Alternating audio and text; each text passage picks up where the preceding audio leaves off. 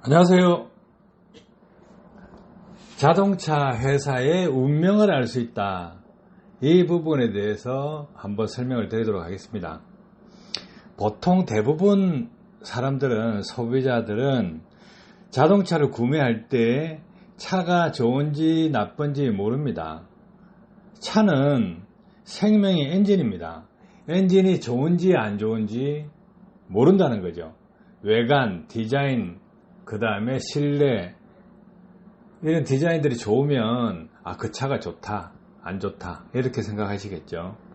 그런데요, 자동차에서 운명을 결정하는 것은 엔진입니다. 엔진이 좋으냐 안 좋으냐예요. 엔진이 좋으면 연비가 잘 나올 것이고, 그리고 고장도 적을 것입니다. 그런데 엔진 설계할 때 잘못됐다, 안 좋다 하면 어떻겠어요? 오래 못 갑니다. 처음에 외관으로 해서 보기 좋다, 성차감이 좋다 해서 선택을 받지만 그 뒤에 애물단지가 되어버립니다. 해서 이런 부분을 왜 거론해 드리냐면, 자동차 메이커 엔진 상태 보면 오래 간다, 오래 가지 않는다, 기술력 차이가 바로 나버립니다. 왜 그럴까요? 기술력은 속일 수 없는 겁니다. 그래서 차를 공회전 시켜놓고 공회전 상태에서 엔진 제어를 어떻게 하느냐, 연료 분사 제어를 어떻게 하느냐에 따라서 확 달라진다는 거예요. 자, 지나간 이야기지만은 현대차, 그 다음에 매그너스 이 두 개를 비교해 볼게요. 과거에 공회전 제어 파형을 보면 소나타 제어 파형은 어떠냐 하면 둥그스름하게 돌아갑니다. 그러니까 사인 파형식이죠. 물결 모양으로 이렇게 공회전 연료 분사량을 제어합니다. 그런데 다른 수입차에 비해서는 좋지 않았어요, 그 당시. 그러니까 지금부터 십몇 년 전이죠. 십몇 년 전인데 좋지 않았습니다. 그런데 매그너스는 더 심했어요.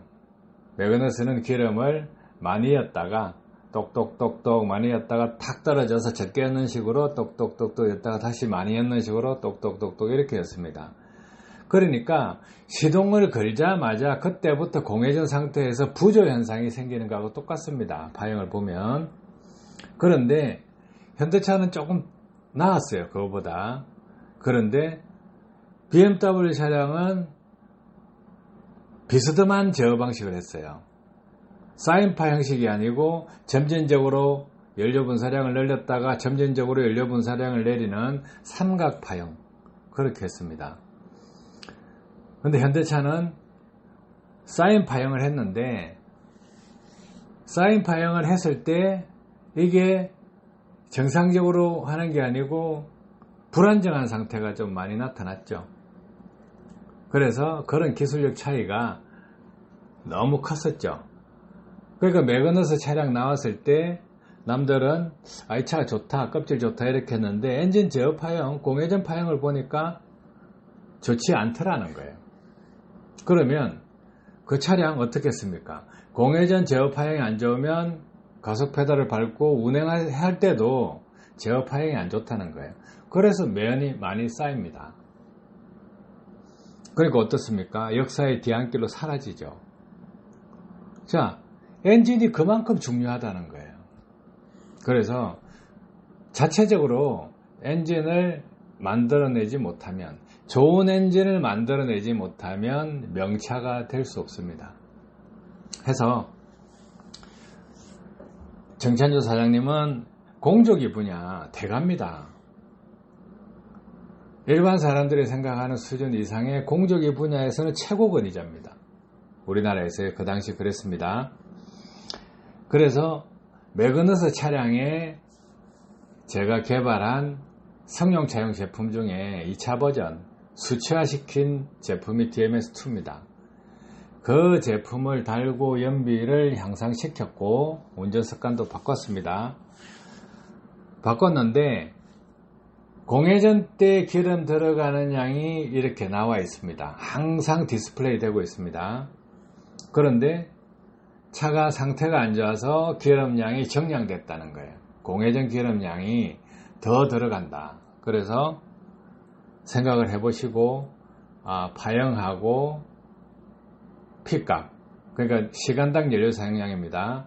그 값이 많이 올라갔다 해서 해당 부품을 청소한 뒤에 곧바로 정상되는 것을 체험하셨다고 하십니다.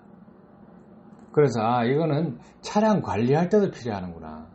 연료를 절감하기 위해서 안전운전을 하기 위해서 기름값을 아끼는 것도 중요하지만 자신이 운행하고 있는 차 상태가 변한다.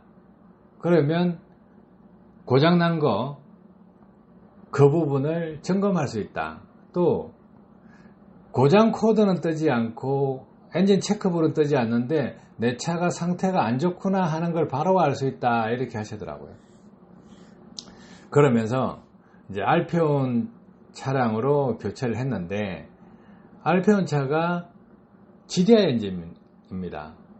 매그너스는 MPI 엔진이고 알피온은 GDI 엔진입니다. 그래서 GDI 엔진으로 바뀌어서 옮겨 달 수 없느냐 해서 그거는 GDI 엔진은 범용 제품으로 하셔야 된다 이렇게 했습니다. 그래서 알피온 3.0 엔진이 적용됐는데 캐딜락에 적용되는 엔진입니다.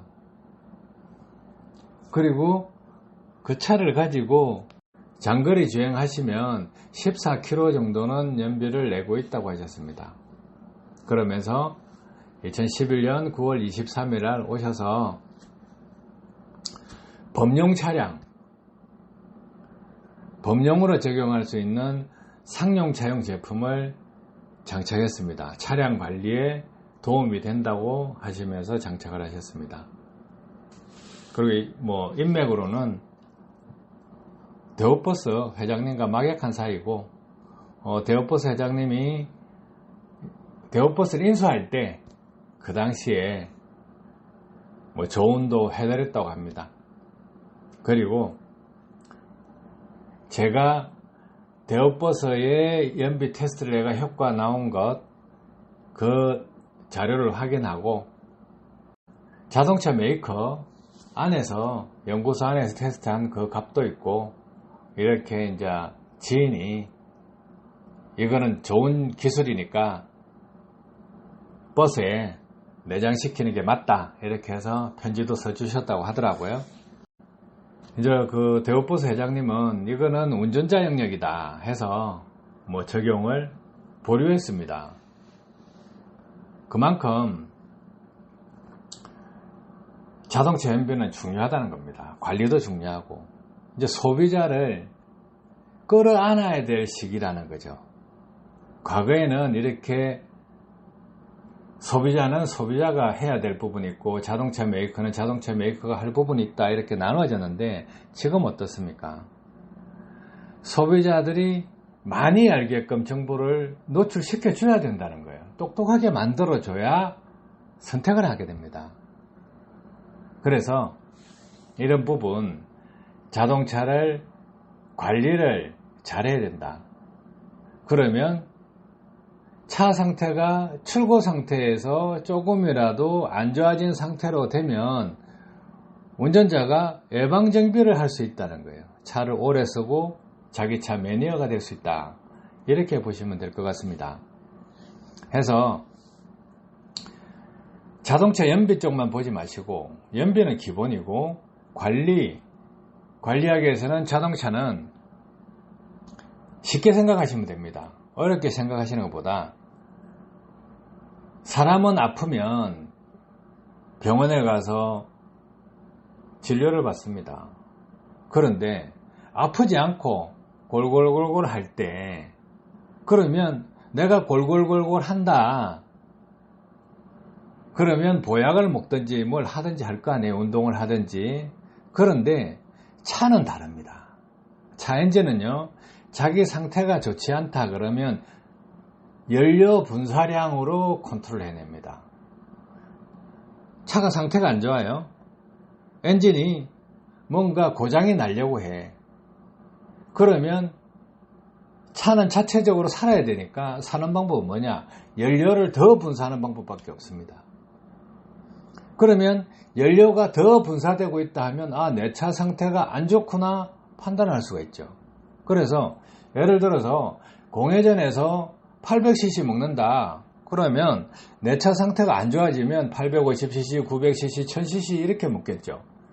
그런데 그런 차들이 고장 진단기를 꼽아가지고 체크를 해봤을 때 고장 없다예요. 그러면 자기가 평상시에 공회전 때 이 차가 800cc 먹는다 하면 알고 있으면 이거 900cc 먹네? 그러면 뭔가 차가 이상이 있다, 엔진이 이상이 있다 그러면 뭐 에어클리너를 청소를 하든 스로틀 바디를 청소하든 엔진 오일을 교환하든 점화 플러그를 교환하든 뭔가 이런 잘못된 부분, 그 부분을 찾아내야 된다는 거죠. 그렇게 하기 위해서 장비가 필요했다는 것입니다.